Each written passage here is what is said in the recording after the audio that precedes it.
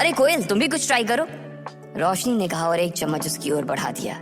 कोयल ने झिझकते हुए रोशनी के हाथ से चम्मच ली और उससे थोड़ी सी बिरयानी चखी।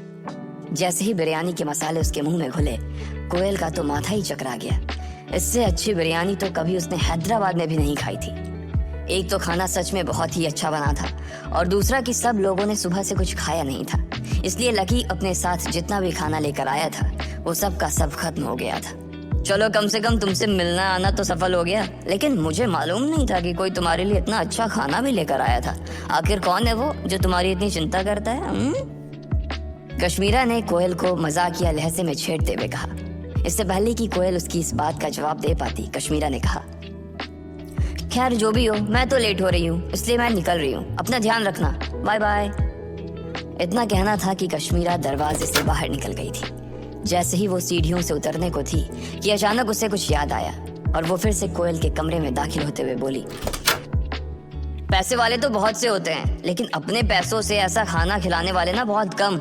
इसलिए जो भी ये लेकर आया है ना, उसे अपनी ओर से और मेरी ओर से थैंक यू जरूर कह देना, कश्मीरा ने कहा और वो वहां से निकल गई।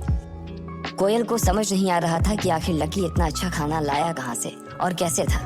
कश्मीरा के चले जाने के बाद रोशनी कोयल के पास आई और उसके कानों में बोली, मुझे लगता है कि तुमने लकी को बहुत गलत समझ लिया है, तुम्हें उससे माफी मांगनी चाहिए। रोशनी की बात सुनकर कोयल बिफर गई और बोली, मैं माफी मांगू उससे?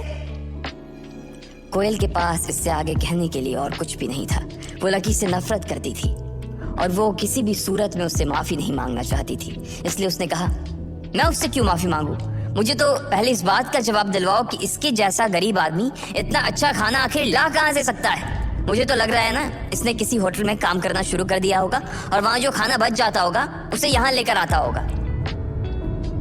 रोशनी ने कभी नहीं सोचा था कि इतना सब होने के बाद भी वो कोयल के मुंह से इस तरह की बात सुनेगी। वो सारा खाना बिल्कुल ताजा दिख रहा था, कोई उसे देखकर कह ही नहीं सकता था कि वो किसी का जूठन था।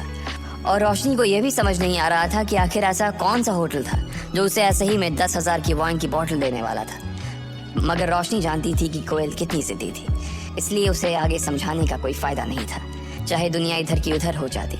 लेकिन कोयल कभी लकी से सीधे मुंह बात नहीं करने वाली थी। ये बात अब रोशनी और बाकी के लोगों को भी समझ आ गई थी। लेकिन अमित, गर्वित और प्रीतम इस खाने के खत्म हो जाने के बाद में लकी को कब से सवालिया नजरों से देख रहे थे। उनके मन में कई सारे सवाल थे जिनका जवाब वो लकी से लेना चाह रहे थे।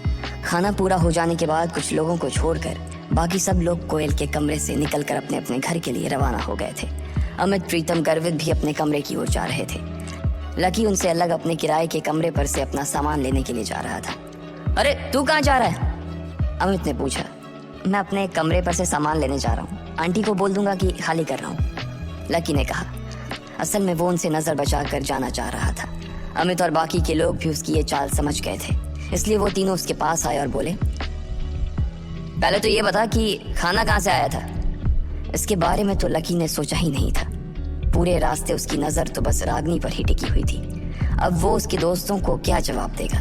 क्या लकी अपनी पहचान छुपाने में कामयाब हो पाता या फिर आज उसके राज से पर्दा फाश हो जाता?